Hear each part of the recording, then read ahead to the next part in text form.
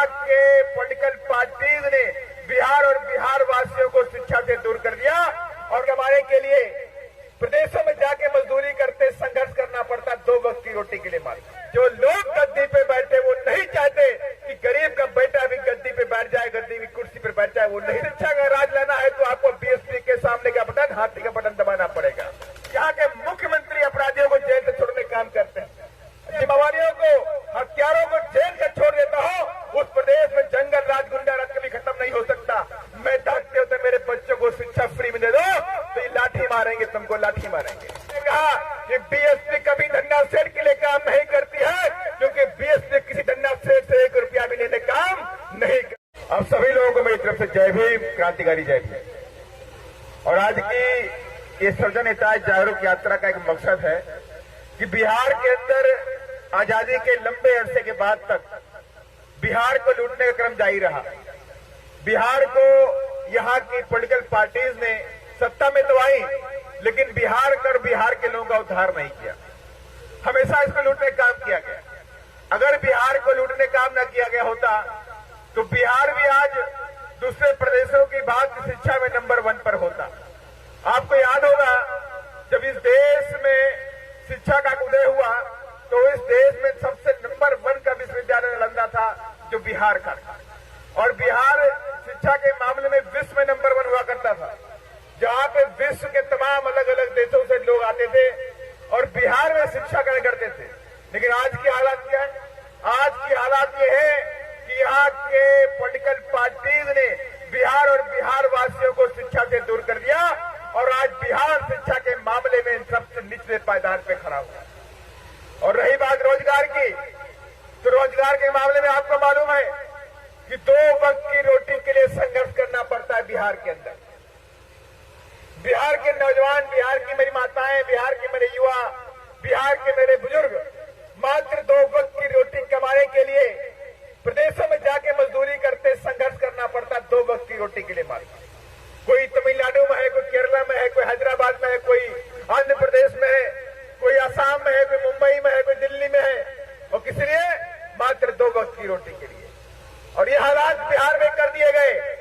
और ये नहीं कि बिहार में कोई कमी है, बिहार में सब कुछ है, लेकिन बात इच्छा शक्ति की है। जो लोग गद्दी पे बैठे वो नहीं चाहते कि गरीब का बेटा भी गद्दी पे बैठ जाए, गद्दी की कुर्सी पर बैठ जाए, वो नहीं चाहते। और इसीलिए मैं आपसे कहना चाहता हूं, ये बहुजन समाज पार्टी ने सर्वजन हिताय जागरूक यात्रा निकाली है और इस जागरूक यात्रा का मतलब है कि बिहार के अंदर बिहार वासियों को संदेशा दिया जाए कि इस बिहार में अगर शिक्षा का राज लेना है तो आपको बीएसपी के सामने का बटन, हाथी का बटन दबाना पड़ेगा। हाथी का बटन दबाना पड़ेगा। अगर आप चाहते हैं बिहार के अंदर रोजगार आ जाए, आपके बच्चे 2 वक्त की रोटी के लिए जो मजदूरी करने प्रदेशों में जाते हैं उनको जाना ना पड़े, बिहार में उनको नौकरी मिल जाए, तो आपको क्या करना है? आने वाले चुनाव में हाथी का बटन दबाना पड़ेगा।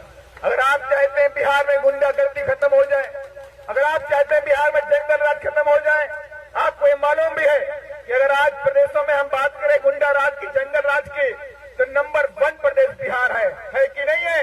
चारों तरफ गुंडा राज, जंगल राज चलता है यहाँ पर। और यही यहाँ के मुख्यमंत्री अपराधियों को जेल से छोड़ने का काम करते हैं।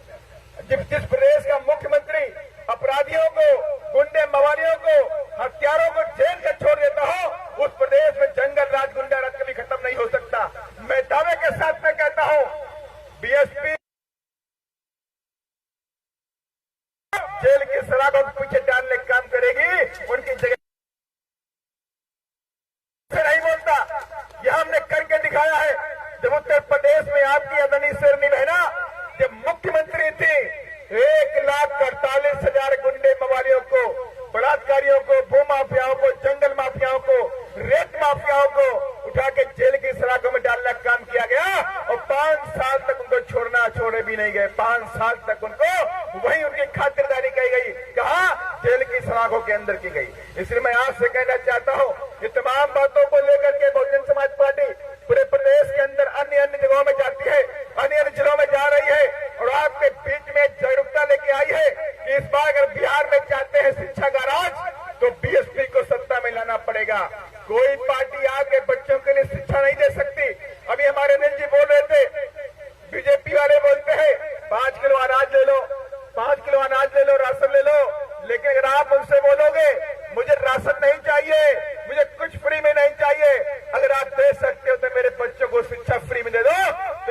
मारेंगे, तुमको लाठी मारेंगे। क्या करते हैं? ये लाठी मारते हैं। यही नहीं, ये बीजेपी वाले और जेडी वाले भी, ये सारी की सारी पार्टियां आज धन्ना सेठों के लिए काम करते हैं। आपको भी खबर लग गई होगी कि मालदा के अंदर 1050 एकड़ जमीन ली गई, नहीं ली गई? 1050 एकड़ जमीन का अधिग्रहण करके एक बड़े व्यापारी को, बड़े धन्ना सेठ को दे दी गई। और कितने में? 1 रुपया सालाना, 1 रुपया फीस पर दे दिया गया। माने सरकार को 1 रुपया देगा, वो ये फीस देगा, और सरकार ने 1050 एकड़ मालदा जिले की जमीन उसको देने का काम किया। भागलपुर में जहां पे आम का खेती होता है, सुनने को मिला, हमारे साथी ने बताया कि बहुत बड़ा पीरपैती में जहां आम होता है, मालदा आम जो होता है, फेमस होता है, वो जमीन बड़े धन्ना सेठ को देने का काम कर दिया गया। अगर हम उनसे कहते हैं कि अगर हमारे बच्चों के लिए स्कूल बना दो, तो स्कूल नहीं बनाते हैं, वो नहीं बनाते हैं स्कूल, लेकिन आपकी जमीन को छीन करके धन्ना सेठों को देने का काम करते हैं। इसलिए मैंने कहा कि बीएसपी कभी धन्ना सेठ के लिए काम नहीं करती है, क्योंकि बीएसपी किसी धन्ना सेठ से 1 रुपया भी लेने काम नहीं करती है। ये बीएसपी की विचारधारा है। ये बीएसपी कहती है हम गरीबों की पार्टी है, हम अपने खून पसीने कमाई से इस बीएसपी को चलाएंगे, लेकिन किसी भी धन्ना सेठ से 1 रुपया लेने काम नहीं करेंगे। और ये भी कहते हैं कि जब हम सत्ता में आएंगे तो किसी धन्ना सेठ के लिए काम नहीं करेंगे, अपने गरीब भाई बहनों के लिए काम करेंगे, उनके बच्चों को पढ़ाएंगे, उनके बच्चों को अधिकारी बना के ऊंची ऊंची कुर्सी पे बैठाने काम